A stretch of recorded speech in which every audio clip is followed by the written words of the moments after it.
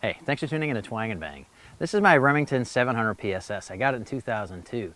And if you follow me on Facebook, you know I like to get behind it and shoot groups. It's not for competition or anything like that. I just find it relaxing, kind of like casting a fly rod or something like that.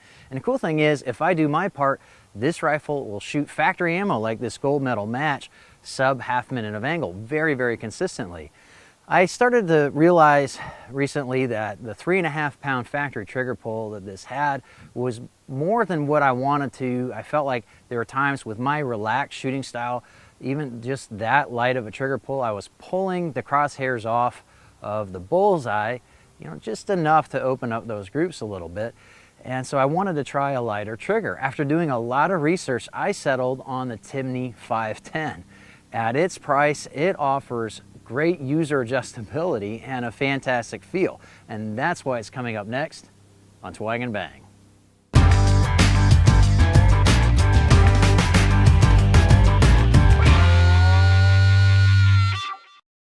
The Model 510 is an aftermarket trigger for Remington 700 rifles that is made in the USA by Timney Triggers. The trigger is machined from one piece of hardened steel, eliminating the bar connector that's at the center of the safety controversy with the factory triggers. It has a lightly serrated flat face and is 3/8 of an inch wide. The safety is similar in size and shape to that of the factory trigger that came on my 700 PSS, though it uses a pin detent instead of the Remington Safety's ball bearing. The trigger pull on the 510 is adjustable from 1.5 pounds to 4 pounds, with 3 pounds being the standard setting from the factory. If you order your trigger directly from Timney, they will set the weight anywhere in that range, and I went with 2 pounds for this competition rifle. Timney ships the 510 with imperceivable creep, and it breaks very cleanly. Every pull of the trigger feels exactly the same, just as you'd want on a precision rifle like this.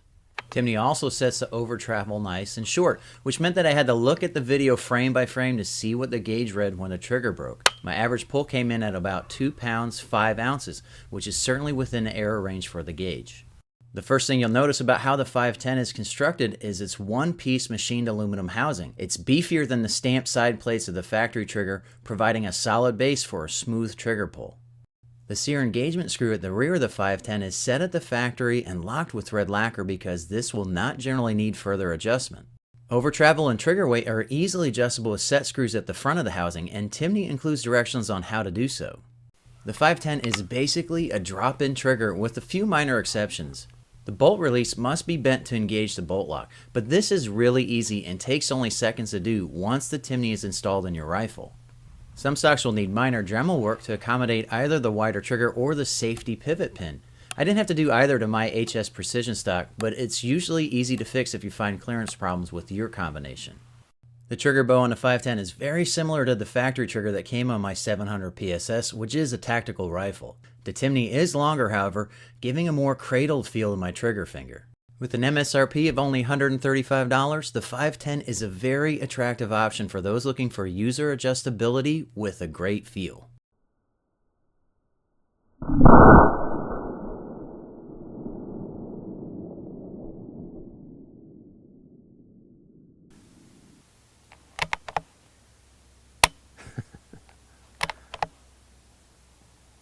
That just never gets old. I really like this trigger.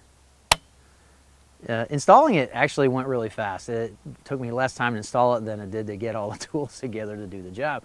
And there are lots of videos that will show you how to do it. In fact, you'll see videos of guys putting their trigger and doing it in their lap. I think the best video out there to know how to install this yourself is done by Brownells. It's not just really professionally produced, but they also show you every safety check that you're going to want to do before, during, and after to make sure that you stay safe, to make sure everybody around you stays safe, and to make sure that the trigger is functioning properly once you have it in. You can also send your rifle off to Timney and they will install the trigger and send it back to you for $75.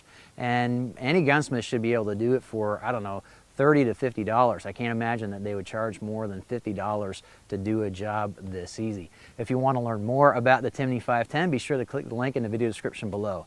If you like this video, please take the time to log in and click the like button. YouTube needs to know that you like firearms-oriented programming. If you want to help the channel even more, be sure to click over here to see how you can contribute to my Patreon campaign. Be sure to click up here to subscribe so you can catch my next videos on bows, guns, and other cool things like this Timney trigger. I really appreciate you watching Twang and Bang, and I hope to see you next time.